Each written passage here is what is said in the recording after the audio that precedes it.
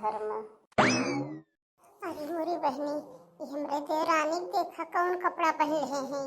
अब्बा अम्मा देख लेंगे, देखा तो जान ले को करम न बाकी लगई है। का बुदबुदात हो? तू हमेशा गांव में रही हो, तू साड़ी पहरा, मुड़े पल्ला ले, हमरे बस के कुल काम नहीं न समझो। हाँ पता बा, कितना बड़ी इंग्लैंड से आया हो तू, कितना बड़े शहर से आया हो। बाप दादा चाहे शहर के मुहन देखे हैं। शहर से आए ही तब तेरे तरह कपड़ा पहरी थे, तोरी तरह देखा अपन कपड़ा। हाँ हमको बहुत ज्यादा शहर का भाषा न बताओ।